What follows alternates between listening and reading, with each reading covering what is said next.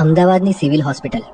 દિવસના અજવાળામાં અહીં હજારો લોકોની ભીડ હોય છે, પણ રાત્રે આ જ હોસ્પિટલના પથ્થરો કંઈક અલગ જ વાતો કરે છે. વાત છે સિવિલના એ ખૂણાની, જ્યાં જિંદગી નથી હોતી, માત્ર મોતનો હિસાબ હોય છે. The postmortem house. હજુ ગયા મહિનાની જ વાત છે. એક યુવાન ડોક્ટરની નાઇટ ડ્યુટી કે લાગી હતી. રાતના 2 વાગ્યા હતા અને આખા વિસ્તારમાં સ્મશાન જેવી શાંતિ હતી. અચાનક બંધ રૂમની અંદરથી લોખંડનું સ્ટ્રેચર ખેંચાવાનો અવાજ આવ્યો. ડોક્ટરને લાગ્યું કે કદાચ કોઈ વોર્ડ બોય હશે.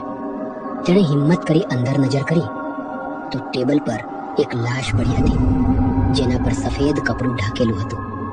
પણ જોતા જ ડોક્ટરનું લોહી થીજી ગયું, કારણ કે એ સફેદ કપડાની નીચેથી કોઈ ધીમે ધીમે શ્વાસ લઈ રહ્યું હોય તેમ કપડું ઉપર નીચે થતું હતું.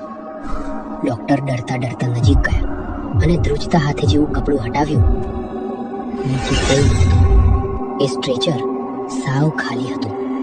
ગભરાઈને ડોક્ટર પાછા ફર્યા, પણ જેવાય દરવાજા પાસે પહોંચ્યા, પાછળથી એકદમ ઠંડો થીજી ગયેલો અવાજ આવ્યો. સાહેબ, ચીરો તો મારી દીધો, હવે ટાંકા તો લેતા જા, બહુ દુખે છે.